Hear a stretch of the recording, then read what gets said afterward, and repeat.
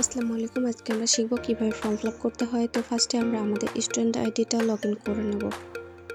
Log in হয়ে যাওয়ার পর উপরে যে বাম দিকে থ্রি লাইন্স অপশনটা রয়েছে সেটাতে ক্লিক করে দেব। দেওয়ার পর একটু নিচে যাব, যাওয়ার পর এখানে রেফার নাও যে অপশনটা রয়েছে রেফার নাও অপশনে ক্লিক করব। ক্লিক করার পর শেয়ার নাও ক্লিক করব। ক্লিক করার পর আমাদের হোয়াটসঅ্যাপে যে নিজের ইনবক্স রয়েছে সেখানে সেন্ড করব। এখানে লিঙ্কটা আমাদের শো করছে, তো এটা আমরা সেন্ড করে দেব। দেওয়ার পর লিঙ্কে ক্লিক করব। ক্লিক করার পর এখানে কিন্তু আমাদের ফর্মটা চলে আসছে। তো আমরা যার ফর্মটা ফিল আপ করতে চাচ্ছি তার হোয়াটসঅ্যাপ নাম্বারটা শুরুতেই আমাদের কপি করে নিতে হবে। তো এখানে যার আমরা ফর্ম করব ফার্স্টে তার নামটা দিব।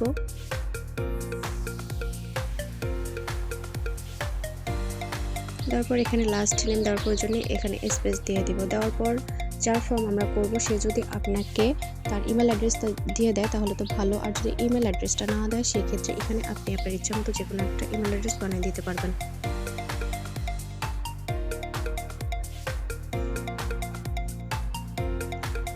ইমেল অ্যাড্রেস দেওয়া হয়ে গেলে এখানে তার ল্যাঙ্গুয়েজটা সিলেক্ট করবেন এবং কান্ট্রিটা সিলেক্ট করবেন। সে যদি বাংলাদেশের হয়ে থাকে তাহলে এগুলো চেঞ্জ করার কোনো প্রয়োজন নেই।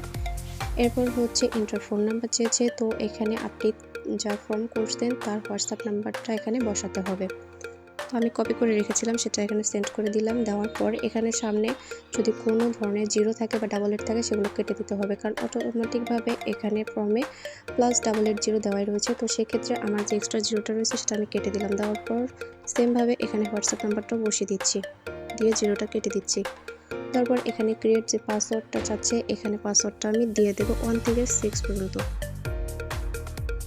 প্রত্যেকটা ফর্মে 1 থেকে 6 পর্যন্ত পাসওয়ার্ডটা দেওয়ার চেষ্টা করবেন। এরপর ক্রিয়েট যে অ্যাকাউন্ট অপশনটা রয়েছে সেটাতে ক্লিক করে দিলাম। দেওয়ার পর আমি যার ফর্ম করতে চেয়েছিলাম তো তার ফর্মটা কিন্তু আমার হয়ে গেছে। হওয়ার পর এই সেভ অপশনটা ক্রস করে দিলাম। দেওয়ার পর এখানে যে উপরে বাম দিকে থ্রি লাইন্সটা শো করতেছে, থ্রি লাইন্সে ক্লিক করলাম। ক্লিক করার পর আমি যার ফর্ম করেছিলাম তার স্টুডেন্ট আইডিটা কিন্তু এখানে আমি পেয়ে গেছি।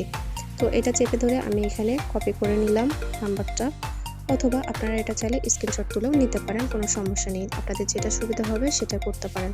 তো এভাবে স্ক্রিনশট তুলে নেওয়ার পর অথবা কপি করে নেওয়ার পর আপনি যার ফর্ম করেছেন তার ইনবক্সে তার স্টুডেন্ট আইডিটা দিয়ে দিবেন এবং তাকে বলে দেবেন যে এটা আপনার স্টুডেন্ট আইডি, এটা আপনার মিটিংয়ে